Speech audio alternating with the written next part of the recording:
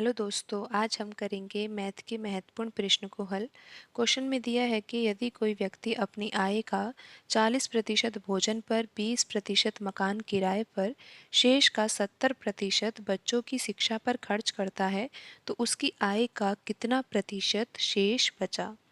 तो यहाँ पर हम प्रश्न में मान लेते हैं कि 100 यूनिट उस व्यक्ति की कुल आय है और 100 यूनिट में से 40% किस पर खर्च कर रहा है, भोजन पर खर्च कर रहा है, फूड पर खर्च कर रहा है। 100 यूनिट का 40% कितना हो जाएगा, 40 यूनिट हो जाएगा।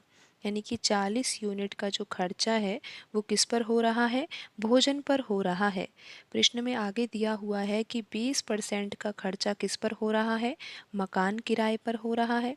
20% किस पर खर्चा हो रहा है, रेंट पर हो रहा है। 100 यूनिट का 20% कितना होगा, 20 यूनिट होगा। तो आगे प्रश्न में दिया है कि शेष का 70%।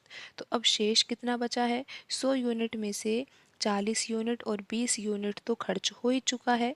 40% तो किस पर खर्च हो चुका है, भोजन पर। 20% किस पर है, मकान किराए पर। तो अब शेष कितना बचा है, 40 और 20 कितना हो जाएगा, 60 हो जाएगा। और 100 में से 60 गए तो अब कितना बचा है, 40 यूनिट शेष बचा है। तो यहाँ से आपको इतना समझना है। अब इस शेष का 70% जो है वो बच्चों की शिक्षा पर खर्च होता है। 70% किस पर खर्च हो रहा है, एजुकेशन पर खर्च हो रहा है। तो इसी 40 यूनिट का 30% जो है वो शेष बचा है और यही पूछा गया है कि उसकी आय का कितना प्रतिशत शेष बचा है।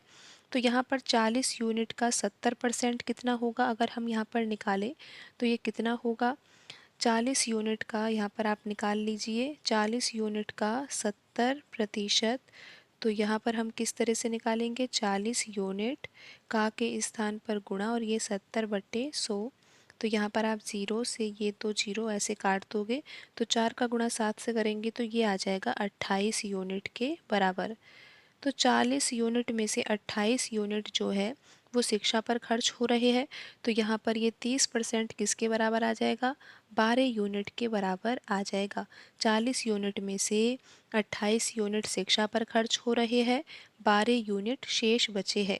12 यूनिट शेष बचे हैं यानी कि अगर 100 यूनिट अगर उसकी कुल आय है तो 12% शेष बचा है।